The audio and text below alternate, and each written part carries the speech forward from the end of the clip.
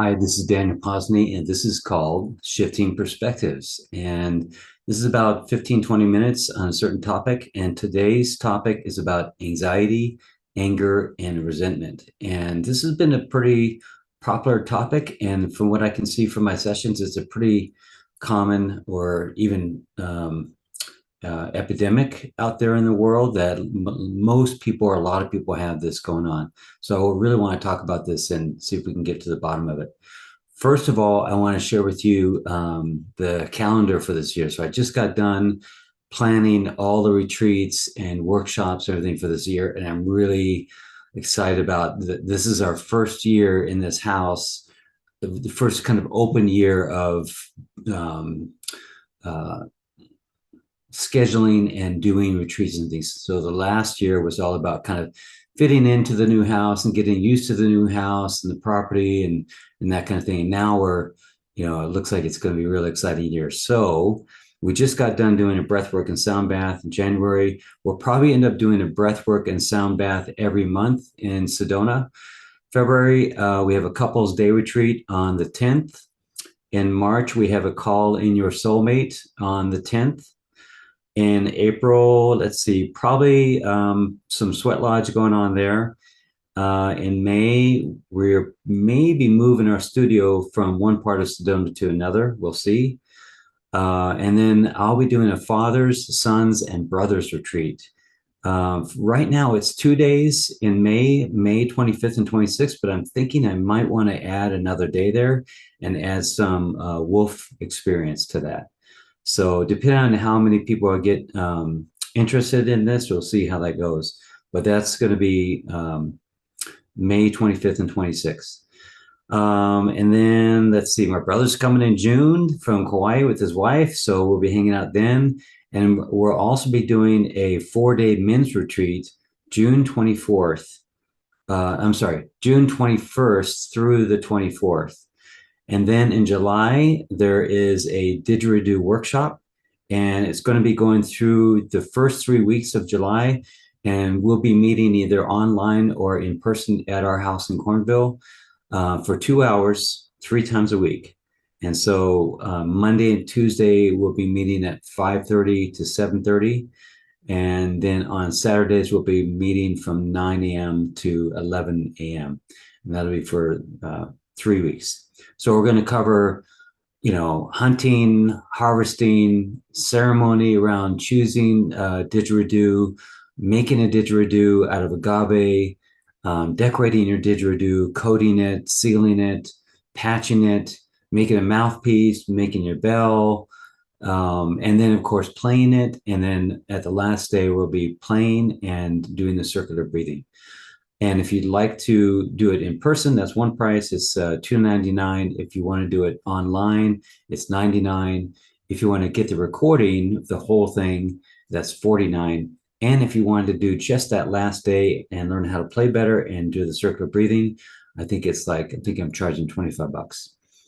Let's see. Then after that, in August, we're probably having a cancer support retreat or life-threatening illness and disease, that kind of thing. So how to support yourself in that when you're on that journey. September, we'll probably be doing a relationship retreat. And then October, the 10th through the 15th, I'm having a 6-day men's retreat with, sweat lodge and medicine wheel and wolf experience and jump in the creek and hikes and teaching and communication and tools and relationship tools and all the stuff they usually provide. And then we go into the holidays. So we'll see how that pans out. All right.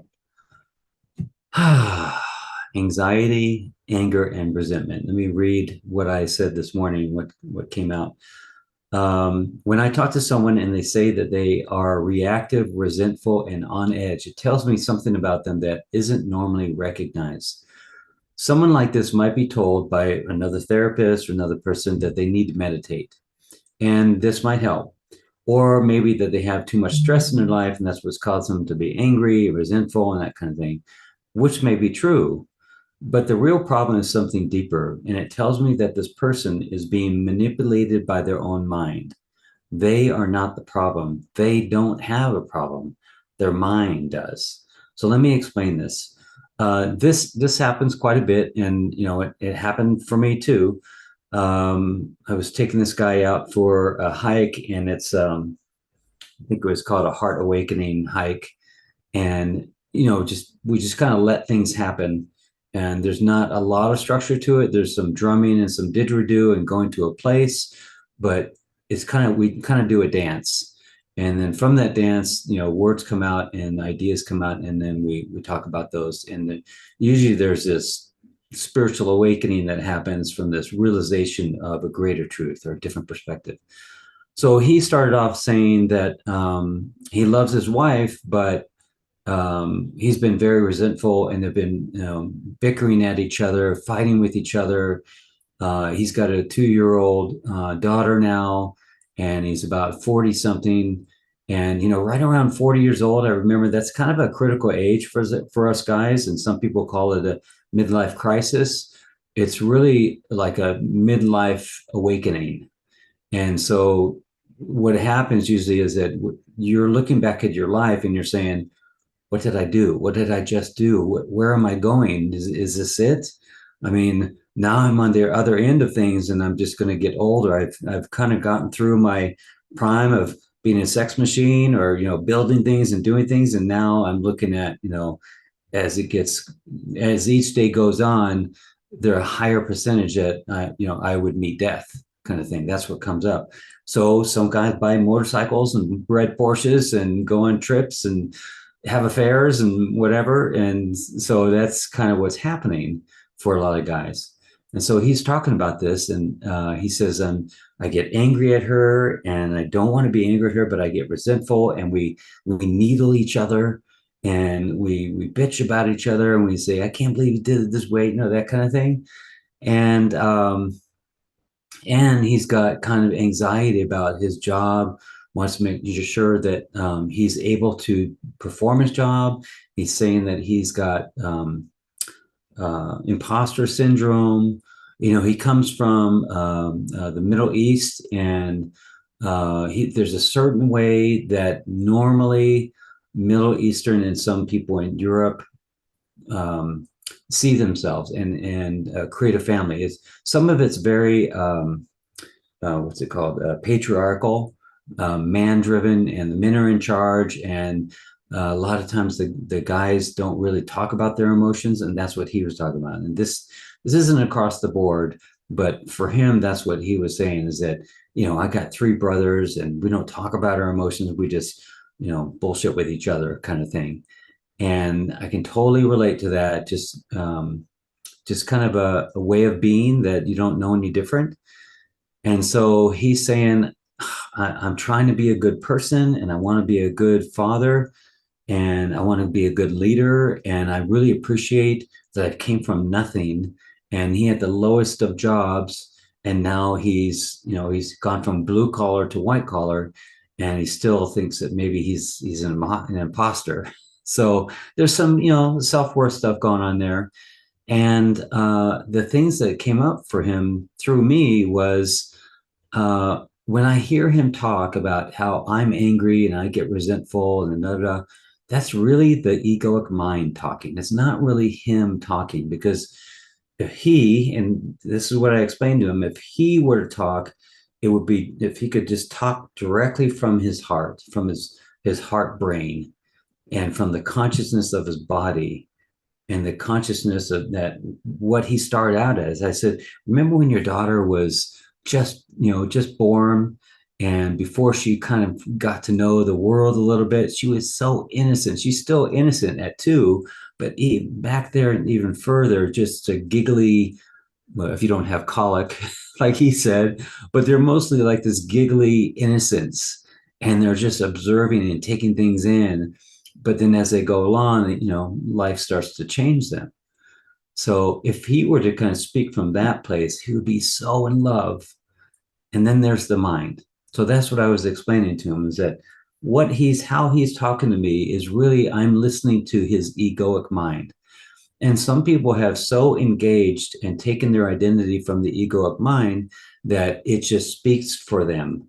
And they're like, it was kind of like I was sitting back here, watching my alter ego or my egoic self talk for me. And I'm just sitting back here going, yeah, I guess that's how I feel. And you don't really realize that there should be this kind of acknowledgement or witness or observer of the separation that can happen, that you can pull yourself out of the incessant thoughts and beliefs and perceptions of your mind and notice it.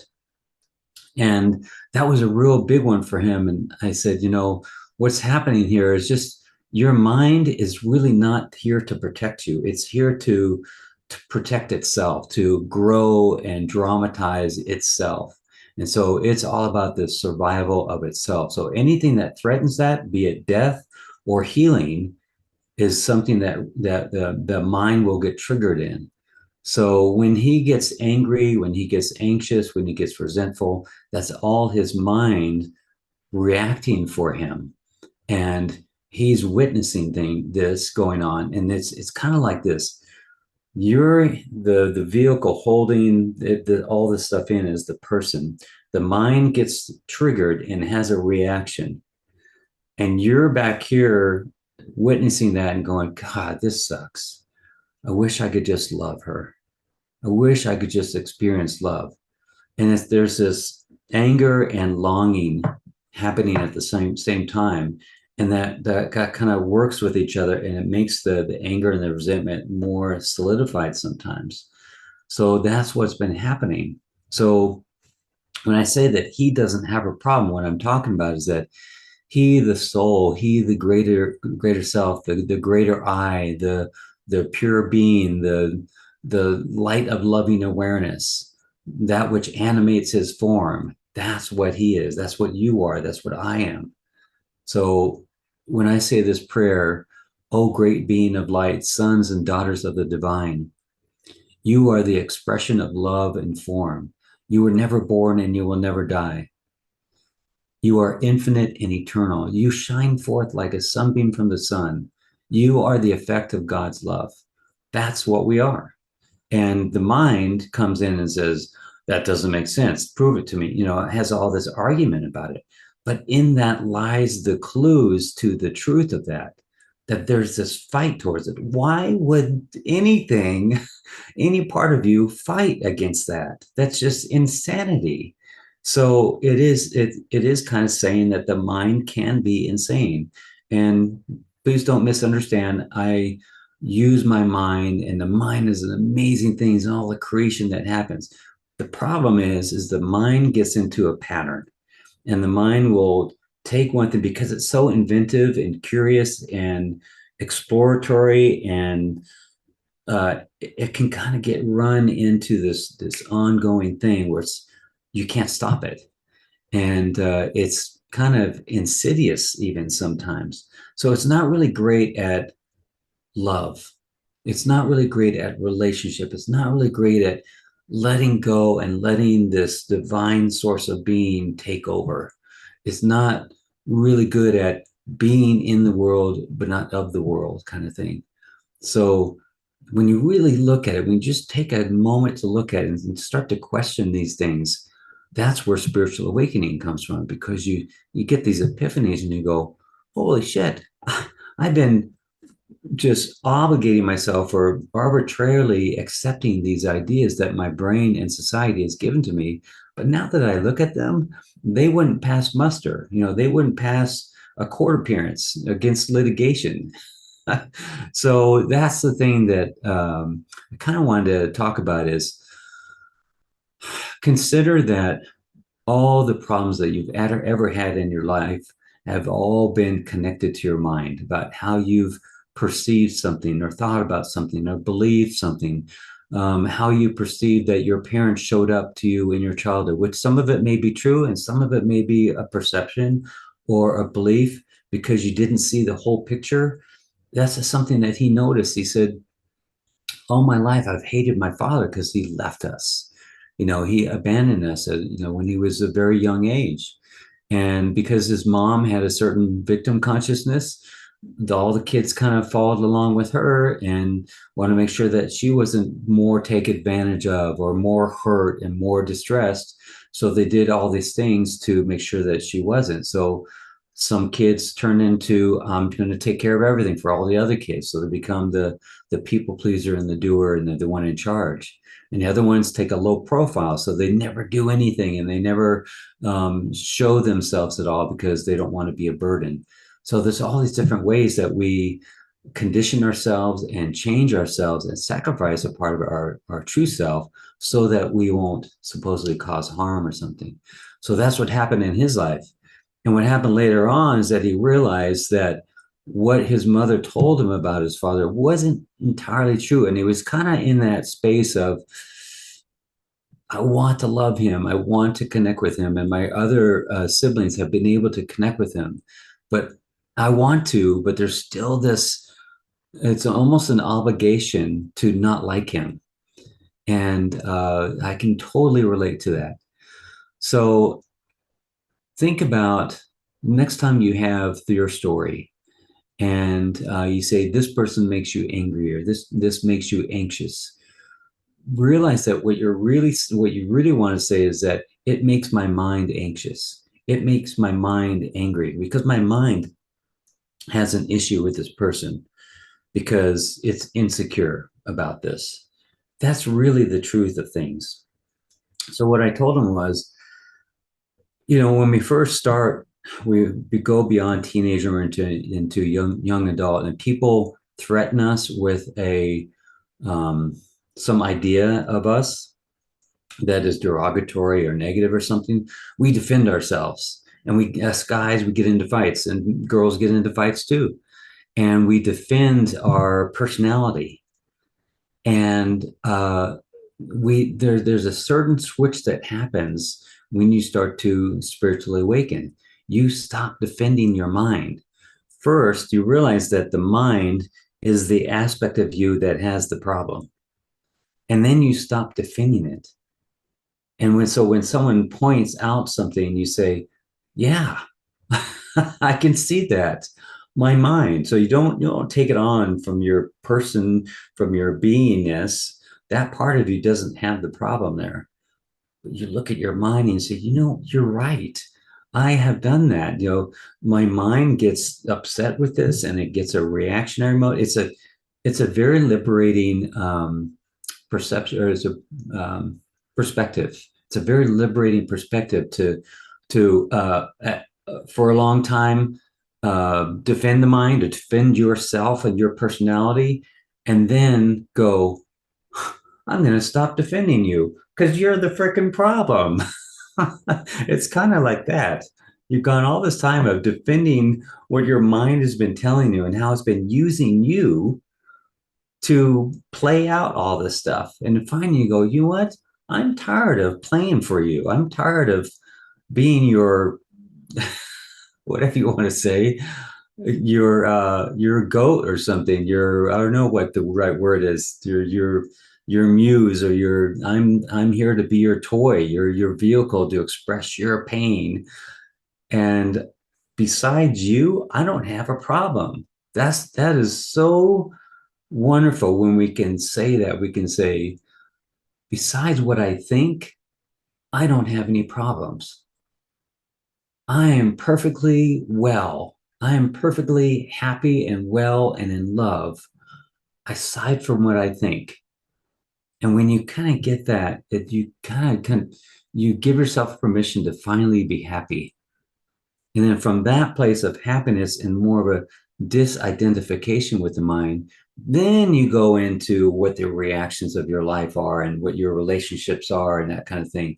But trying to do it from in the muck, that's what normal or counseling or therapy can look like, is trying to look at it from the muck and doing your best to work in that. But what I like to do is I like to take us all out of the muck and then get a really clear perspective of the energy that's been going on, the responses and the reactions that have been going on. Then you go, yeah, I can totally. It's the thing that I hear the most is, God, that makes so much sense, and it's because it does. It makes the most sense. So how we're really taught to believe and think makes no sense if we question it. Like it's like a science fiction movie that is everybody's got their blinders on, or I don't know, some thing that they've been telling the people is completely false, like Soylent Green. I remember that movie. Like everybody was eating this food, and it turned out to be something totally different. And it kind of reminds me of that. That I'm waking up to this such profound truth, and it changes everything. So I hope that helps. And I love you. Thank you. Have a blessed day. And until next time.